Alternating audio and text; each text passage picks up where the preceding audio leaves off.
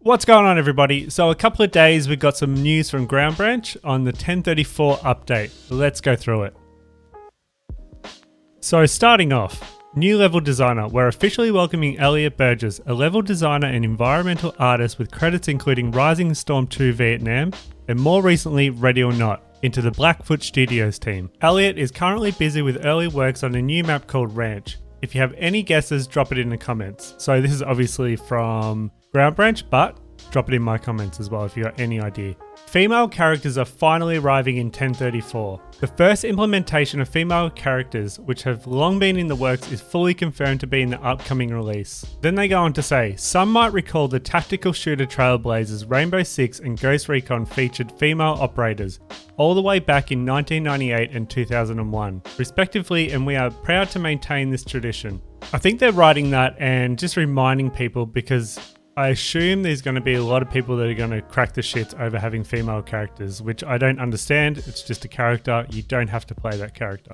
Because female characters are directly derived from the male counterparts, a lot of things to remain to be refitted and may look janky, but we're getting there. As previously mentioned on the Steam forums and our Discord, there will be no significant gameplay benefits or drawbacks based on the sex of the character. Hairy Ops. Our female operators wouldn't be complete with some more authentic hairstyle options than a shaved head. So we're finally bringing in a few dudes that will add an extra layer of customization, as well as some much needed variety to all characters. Here are some samples. Hairstyles would be a relatively simple thing to implement if it weren't for all headgear options. Anything that isn't a closed buzz cut can cause clipping with hats, headsets and even helmets. The clipping requires various areas of different hairstyles to be masked out and programmed to be hidden only when combined with certain headgear items. All of that takes a considerable amount of time, which is why we're unsure just how many or which hairstyles will make it into 1034. But rest assured that they will be making their way into the game eventually. More characters on the way. In addition to existing 5 male characters and the previously showcased 5 female characters, contractor Pau Penelva has created 2 new characters that will also be featured in the 1034. Both were inspired by typically Middle Eastern and Mediterranean features. Kicking up the kickback. Up until 1033, recoil animation was restricted to the weapon itself, kicking back and up with some minor secondary arm movement derived from only the hands being attached to it. For 1034, our animated mic is upgrading recoil with some secondary movement, which now include the head and upper body reacting to the kick.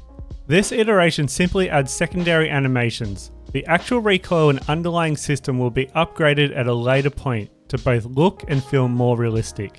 The first pass will add 5 types of levels of recoil that correspond to handguns, have a 9mm and a .45 recoil.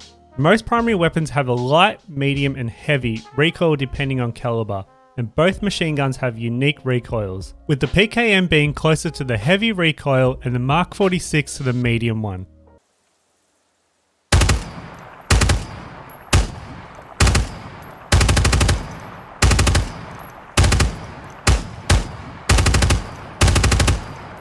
Motion capture. This week Mike has also recorded motion capture mocap for prone weapon transitions, e.g. changing from primary to secondary and vice versa, a new sprint and some other assorted movements that are all expected to make 1034, fingers crossed. A new sprint is something that I'd really be happy with. I tend not to sprint in this game because I just don't like the animation, so if we get a new animation that would be really cool. New Muzzle VFX. VFX artist Charles has spent the last couple of months refining the particles for muzzle effects in special smoke and flash, while also adding some smaller details here and there. Muzzles will also generate more unique particles based on what type of weapons and muzzle device is being used.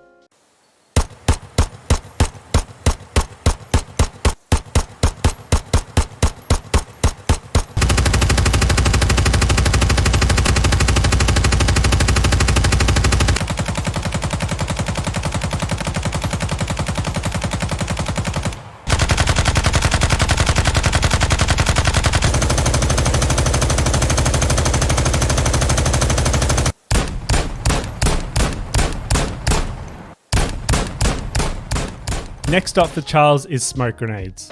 Armory additions. We can confirm 2 new weapons for the 1034 so far. The Galil Arm Squad Automatic Weapon 5.56 NATO 35 round magazine, and the SA-58 OSW Battle Rifle 7.62 NATO 20 round magazine. Our partners have also built a new and more typical FAL, which will be replacing both the placeholder FAL Tactical, which was standing in for the SA-58 OSW, and the FAL Vintage, a stand-in for a more old school FAL. We also have an AUG A1 in its early stages. We wanted to offer modders a template for a bullpup weapon, and though bullpups aren't very common in modern battlefields, the AUG is one of the more common types out there. The AUG A1 will not be in 1034, as Mike's to-do list is very much packed already, meaning no time to animate it. We just thought you'd like to know it's on its way. Small Town Update. Another classic Ground Branch map has received a makeover by environment artist Will Bullen. Mount Training Site, Small Town. This is less of a major overhaul, a la Depot, and more of a visual update to get in more in line with newer maps. It also officially establishes the map as a training site, linking it visually with the farm. The layout for 1034's Small Town remains mostly unchanged. Locking down the range. Per community request, servers admins will be able to disable the Ready Rooms shooting range in 1034. Enabling this server option will add a lock gate to the entrance. Now, I was hoping for a bit more than this with the AI, but at least they've mentioned it. It will mention something. Quick note on AI progress. Enemy AI has been moved over to the Kythera AI middleware, with immediate upgrades in both pathfinding and cover usage. We'll be showing more once things are less under the hood and more visible to the player. And then they go on to say, this is it for today's Intel report. As always, we're incredibly grateful for everyone's continued support through Ground Branch development. We'll keep working hard on the update. We'll have a new report for you next month, so stay tuned. See you then. So that is everything. If you did like this video, give us a thumbs up. If you didn't, a thumbs down, that's perfectly fine. Comment, subscribe, and thanks for watching.